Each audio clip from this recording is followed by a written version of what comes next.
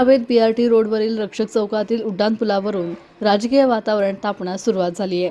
शिवसेना खासदार श्रीरंग बारणे यांनी उड्डाणपूल उभारणीवरून कंत्राटदारांसह अधिकाऱ्यांना दोष देत तीव्र उतारामुळे भविष्यात अपघात झाल्यास अधिकाऱ्यांवर मनुष्यवधाचा गुन्हा दाखल करण्याचा इशारा प्रशासनाला दिला होता.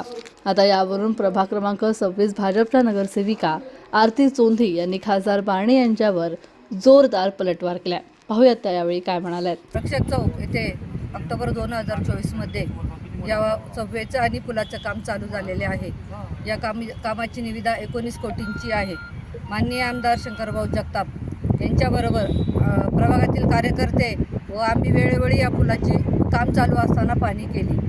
मागील आठवड्यात पुलाचे काम अंतिम टप्प्यात असताना त्यावेळेस मी पुलाला व्हिजिट दिली. व्हिजिट देत असताना पुलावरून जाणारे वाहने तसेच पूल चढताना व उतरताना वाहनांचा वेग कसा कमी करण्यात येईल, तसेच संकेतचिन्ह लावणे अशा अनेक प्रकारच्या सूचना आम्ही अधिकाऱ्यांना दिल्या. त्यानंतर अधिकाऱ्यांनी असे सांगितले की हा पूल लवकरच आपल्या प्रभागातील नागरिकांसाठी खुला करण्यात येईल. कारण या पुलाचे काम चालू असल्यामुळे विशालनगर व पिंपरी निलखमधील अंतर्गत रस्त्यांवरती खूप लोड येत आहे.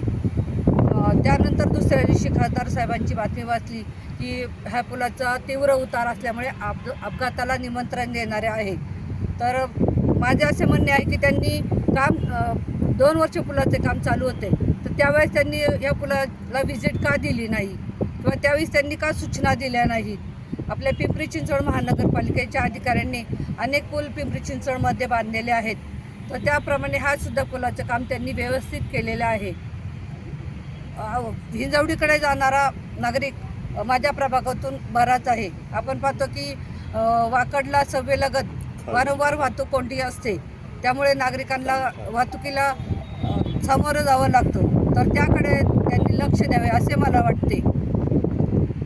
कसबा टेवास्ती बालेवाडीकडे जाणारा पूल पिंपरी चिंचवड महानगरपालिकेकडनं बांधून पूर्ण आहे, पण त्याचं आपल्याला अजूनही उपयोग करता येत नाही.